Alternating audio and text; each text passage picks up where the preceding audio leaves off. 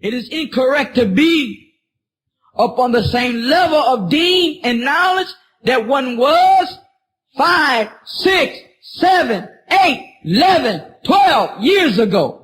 That you find that the brother has not made one move, or the sister has not made one move, not learned one ayah more of Quran, not learned one more hadith, not learned one more story of the Sahaba, still can't tell you about the Shira, the life of the Prophet ﷺ, from his birth to his death, alayhi salam. Can't tell you that. Don't know the battles that the Prophet ﷺ took place. Don't know who his wife and children, sons and daughters were. Don't know his uncles and his aunts and his wet nurses. What is this?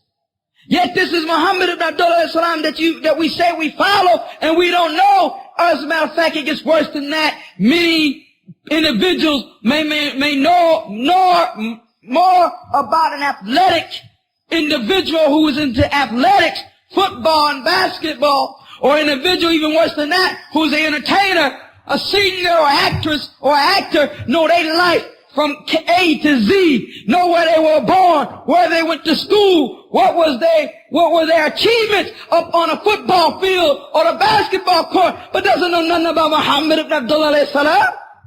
If you said what was his kunya, they wouldn't know. I was surprised. I was amazed. And we live in a time of amazement. I was amazed, and we live in a time of amazement, when once in a masjid I gave a khutbah called, Be Like Mustafa. Sallallahu alayhi wa sallam. Be like Mustafa. Walk like Mustafa. Talk like Mustafa. Dress like Mustafa. Act like Mustafa. After the khutbah, after salat, there were a young group of children saying, who is Mustafa? Who is Mustafa?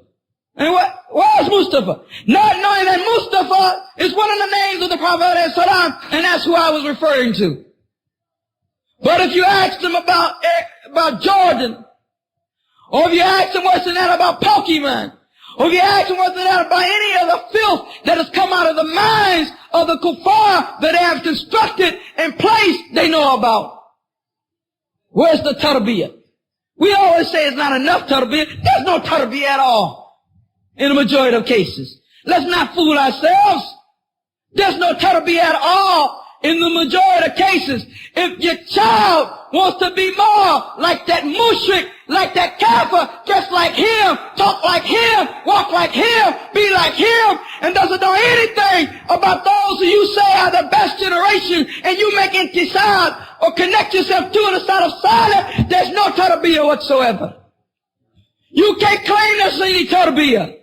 He should want his thumb to the calf, cause Ibn Umar wore it that way. Thumb to the calf, to the shin of the leg, cause Abdullah Mas'ud was like that. He should want to die on a battlefield and be killed with over 1 million arrows. Why? Because Sa'd ibn Abi Waqqas was like that. Cause Abu Ubaidah ibn Jarrah was like that. Cause those that are Salaf were like that. He should want to leave home and seek knowledge, cause Imam Shafi was like that. Imam Ahmad was like that. If this is not happening, if there's not a connection, an emotional tie, a love of the Salaf, and want to follow the Salaf, there is no tarbiyyah. There is no tarbiyyah. There's not a matter of, we need more tarbiyyah. No, it's a matter of we need to establish some tarbiyyah.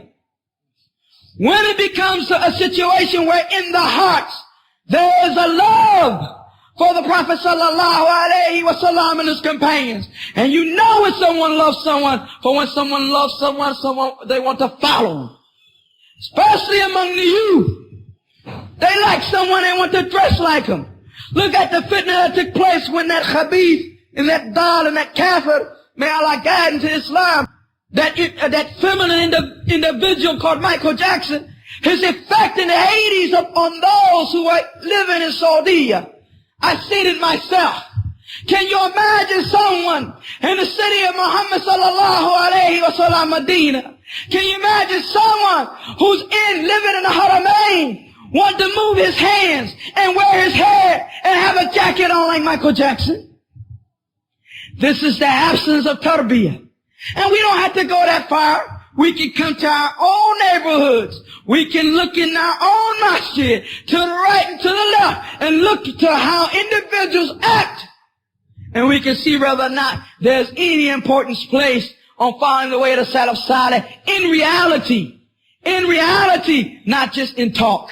In reality, not just in talk.